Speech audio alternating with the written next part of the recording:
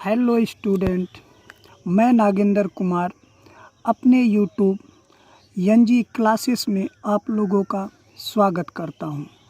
आज हम लोग पढ़ेंगे हिंदी कक्षा 12वीं का पुस्तक हिंदी आरोह में पाठ 2 आलोक धनवा का जीवन परिचय।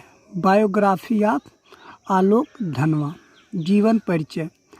आलोक धनवा का जन्म सन 1948 में जिला मुंगेर, बिहार में हुआ। ये 7वें-8वें दशकों में जन आंदोलनों में सक्रिय रहे। आलोक धनवा ने छोटी आयु में ही अपनी गिनी चुनी कविताओं से अपार लोकप्रियता अर्जित कर ली। सन 72-73 में प्रकाशित इनकी आरंभिक कविताएं हिंदी के अनेक गंभीर काव्य प्रेमियों को ज़बानी याद है। पिछले 2 दशकों से वे देश के विभिन्न भागों में सांस्कृतिक एवं सामाजिक कार्यकर्ता के रूप में सक्रिय हैं। जमशेदपुर में अनेक अध्ययन मंडलियों के संचालन के साथ साथ वे कई राष्ट्रीय संस्थानों और विश्वविद्यालयों में अतिथि व्याख्याता के रूप में भाग लेते रहे हैं। प्रमुख रचनाएं। इनका एकमात्र काव्य संग्रह दुनिया रोज बनती है सन 1998 में प्रकाशित हुआ। इनकी पहली कविता जनता का आदमी सन 1972 में प्रकाशित हुई थी, लेकिन इनको भागी हुई लड़कियां तथा ब्रूनो की बेटियां से अत्यधिक प्रसिद्धि प्राप्त हुई।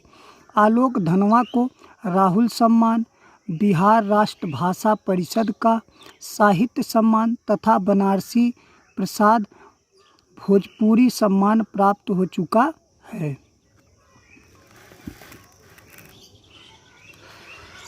काव्यगत विशेषताएं। पाठ्य पुस्तक में सम्मिलित इनकी कविता पतंग के आधार पर कहा जा सकता है कि आलोक धनवा को प्रकृति वर्णन और बाल सुलभ क्रियाओं के क्षेत्रण में विशेष योग्यता प्राप्त है। पतंग की डोर के सहारे आसमान को छूने की कल्पना को साकार रूप प्रदान कर देती हैं। बाल सुलभ क्रियाकलापों, प्रकृति के परिवर्तित रंग तथा कल्पना का अद्भुत मिश्रण इनके काव्य में दृष्टिगोचर होता है। भाषा शैली। आलोक धनवा की भाषा सहज, सरल तथा भावना रूप है। अनेक शब्द, चित्र तथा बिंब भाषा को साकार रूप प्रदान करने में सक्षम है। रंगों और ध्वनि का अद्भुत संगम इनके काव्य की विशेषता है। इनकी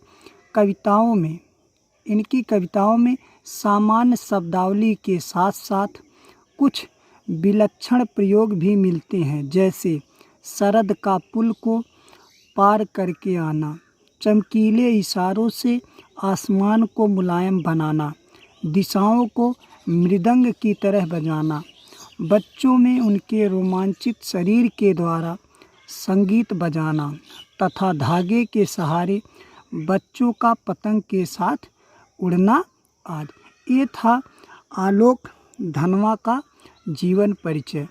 बाकी हम इनके कविताओं को नेक्स्ट वीडियो में पढ़ाएंगे। धन्यवाद, शुक्रिया। घर में रहिए, सुरक्षित रहिए।